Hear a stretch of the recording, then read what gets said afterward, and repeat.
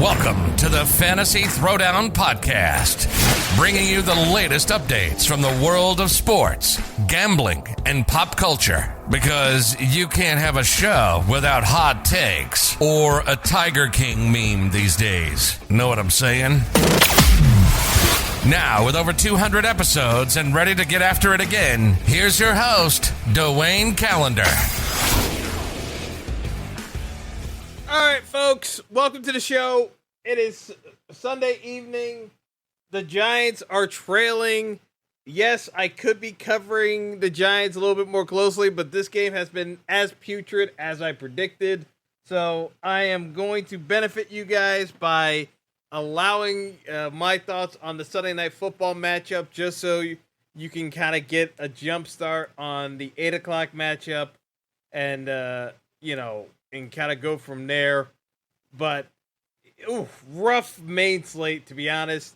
Unfortunately, Ryan Fitzpatrick suffered a major hip injury today in the first quarter. I mean, he just killed a bunch of lineups, but hopefully, it's not season ending. We hope for his sake, just because he's such a fun guy to have around. And yeah, the Giants just turned it over on downs. Man, what a miserable game. I'm getting distracted here. And it looks, the Browns just punched it in. So, yeah, the Browns, successful drive. Browns up on the Chiefs. I told you the Browns were treating this game like a Super Bowl matchup, to be honest. I'm not surprised. I am not surprised. But kind of looking at these afternoon games, the shocker is Green Bay just getting absolutely throttled, and I mean throttled by the Saints. I mean, Jameis is just having a day. And another touchdown for the Saints, Deontay Harris. My afternoon lineups might be picking up, though. The main slate is rough, but maybe the afternoon slate might turn fortunes around. But yeah, it's just it's rough. It was not a good main slate at all for your boy here. But I'm hanging strong, folks. I hang strong for all of you. But injuries happen, and you just have to kind of understand that you need a lot of things to go right. And if something goes awry, so you got the Fitzpatrick injury, it takes out all the pieces on Washington that you're going to be looking forward to. McLaurin, those other QBs are just not good enough. You had an injury to Mostert. Mostert goes down, and what was going to be a stomp game, Trey Sermon was deactivated. No one even knew this. Trey Sermon got deactivated by the 49ers even before the game, scratched. You thought it was going to be Hasty. It turned out to be this Eric Mitchell guy. No one had even heard of this dude except for fourth quarter 49ers fans watching preseason. Like, the fourth string guy was the main running back for the 49ers. Racked up a bunch of yards. No one had him. He was the fourth string guy. I swear. None of us knew anything. Like, Kyle Shanahan bamboozled all of us. Because Trey Sermon was deactivated. You think it's Mostert season. Mostert gets hurt. So you think it's Hasty, who, maybe if you didn't play Mostert, I had a ton of Mostert, but I did have some Hasty only lineups, and I'm thinking Hasty's gonna feast. Hasty did get a TD, but he doesn't get nearly enough touches. You got some value, but it's like it wasn't anything smash worthy. Just tons of things going by the wayside. Just bad performances all around. I mean, the Colts were putrid. Houston and Jacksonville. Jacksonville was awful. Just a bunch of Tennessee, man. Tennessee was rough. I said I was a little bit suspicious because we had a chance that that line shift showing that Vegas preferred Arizona. That looked a little problematic. I did not see Tennessee just getting absolutely smacked at home. I mean, I had a ton of Tennessee exposure with the passing attack. I thought that it was going to be a great day for Tannehill. It was miserable. So yeah, things happen. Carolina just had a ho-hum performance, but the Jets were so bad that Carolina didn't need to do anything crazy on offense. Like, the Jets didn't provide anything. The Jets could be even worse than we thought. Just a lot of bad performances all around. But yeah, anyway, let's get right down to it in terms of this matchup. The Bears stink. We all know the Bears stink. So what are we gonna do? We want to play. We want to play the Rams. We want to play a lot of the Rams, but you still got to play Bears, and you got to figure out what the script's going to be. And with the Bears, they're going to try to run the ball, but they're not going to be able to run the ball against Aaron Donald. So right off the bat, they're going to waste a bunch of possessions, and Andy Dalton's pop gun arm is not going to throw for that many yards. So it already eliminates so many aspects of what you think the Bears might be able to do. I'm looking at this as a slate where you're probably going to play at most one player on the Bears. And who on the Bears do we think is going to get enough value there? I would almost say that trying to squeeze in as many Rams as possible and playing some random scrub like a Damiere Byrd at $200 is actually the viable strategy here. I think it's actually viable because the Bears are that bad. I know Allen Robinson can play. I know Darryl Mooney can play. But Darryl Mooney's over 5K. Allen Robinson's 10K. It's just too much money there if I'm going to fit in all the Rams pass catchers, because the Rams are going to spread the ball around with Stafford. And one thing we know about Stafford, he does spread the ball around regardless.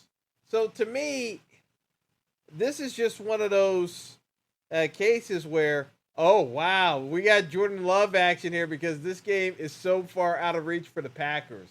Oh, so the Packers did get Jordan Love in game 1 of the regular season. This was not how people thought this game was going to go, myself included.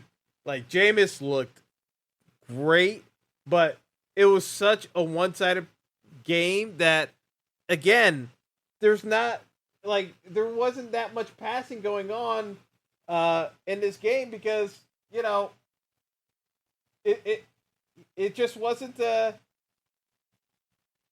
there wasn't that much going on. And damn it, Melvin Gordon just destroyed the afternoon slate for me. Melvin Gordon just broke the slate with a huge run against the Giants. Oh man, the Giants just killed me.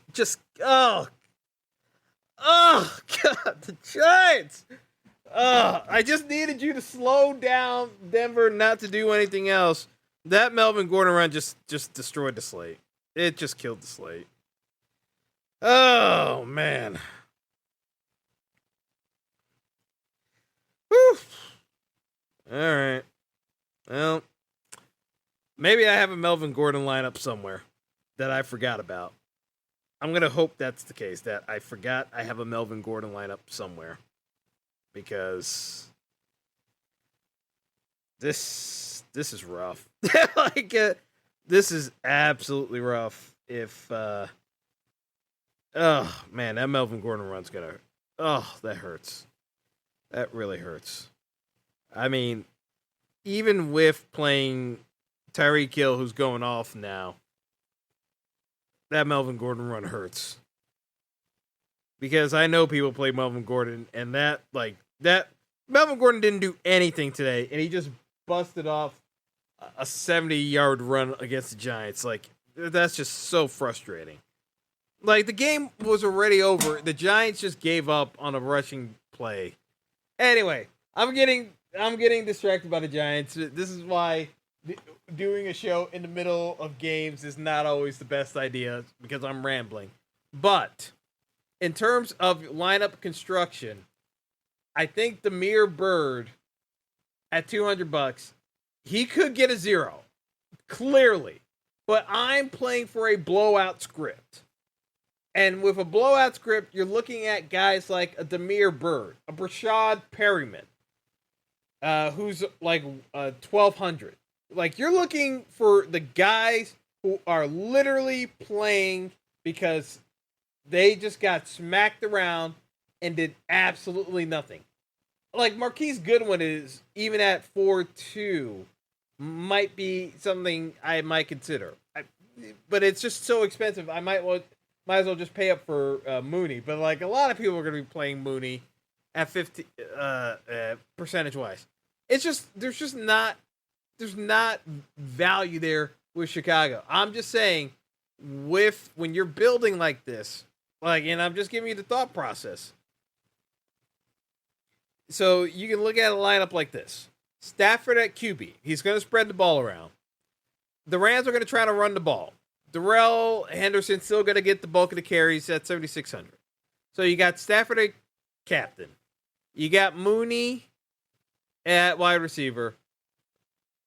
And then you got Woods and Kupp. I think it's viable to kind of go that route. And you got a filler for the last piece. I think that's viable. Because I just don't see value in playing.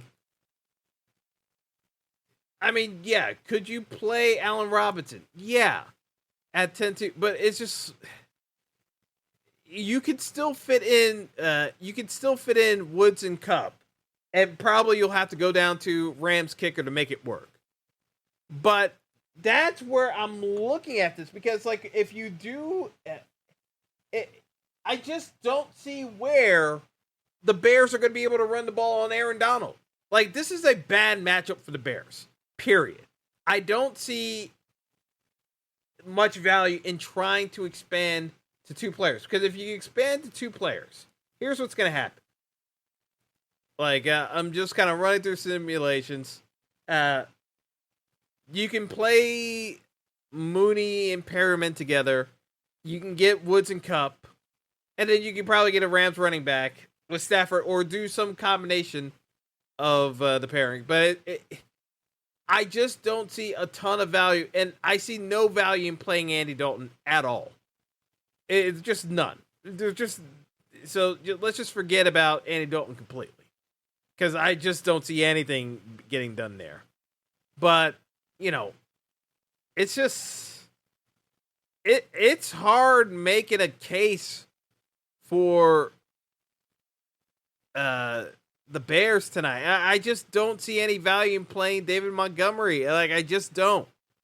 Maybe you can play a Rams wide receiver and a captain, so you can fit in Allen Robinson and Perriman, and that way you just get catches and you hope that a Rams running back into the end zone. But there's not a whole lot going around it. Like, there's just not a whole lot there that I'm feeling great about, to be perfectly honest.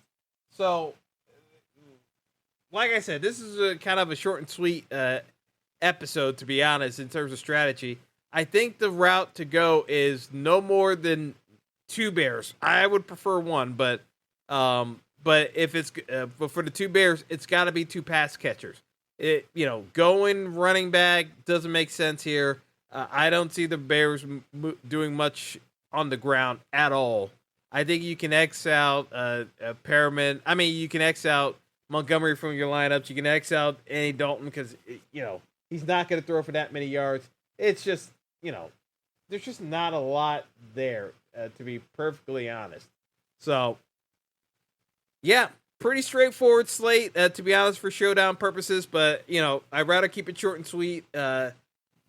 In terms of captains, I would be focusing on for the Showdown. I like Cooper Kupp. I like Robert Woods. If you want to go straight vanilla, obviously you can play Stafford at captain, without question. But I think a lot of people are going to go up there with Stafford and go for the passing yards. But I think, if you're looking to win a tournament, you got to start prioritizing some of the receivers. And I think, by prioritizing the receivers and then, going lower on the totem pole for the Bears, and not going to the Allen Robinsons of the world keeps you different enough. Ooh, man, that like I don't know what the hell happened there. Did the punter just drop the ball for the Browns? Wow, that's crazy. Yeah, this is kind of crazy what's going on here in the KC game. Kansas City is probably going to win this game now because the Browns punter dropped the ball with less than 10 minutes left. I said this on the show. It's going to come down to the little details. You cannot have this happen where the punter's dropping the ball. Like, that's crazy. That is absolutely crazy what's going on. Absolutely crazy. I can't believe that just happened. That is crazy. That is absolutely crazy what's going on. Dropped the ball. Wow. Yeah. So, okay. Yeah, I'm gonna check out here and watch the ending of this KC Cleveland game. But yeah, I would focus on limiting your exposure to the Bears to strictly their wide receivers. Do not waste time with Andy Dalton. Don't bother with trying to do something with get cute with David Montgomery. I think you just gotta focus on what you can control, and I think what you can control is basically getting worthwhile exposure to the wideouts for the Bears, but the guys who are going to play once they get blown out, which is the likely outcome here against the Rams. So, look at, maybe go down from Allen Robinson, you go down to Mooney, you start looking at Perriman, you start looking at Bird. Those are the guys I would kind of focus on, to be perfectly honest, and not overdo it there. So, that's where I'm kind of focusing my attention to for Showdown slates tonight. So best of luck to everyone, and hopefully we get an exciting finish here for these afternoon games, and kind of go from there. So take care, everyone, and have a good one. Thanks for listening to the Fantasy Throwdown Podcast. Be sure to like and subscribe to the show on Apple Podcasts, Google Podcasts, and all other major outlets.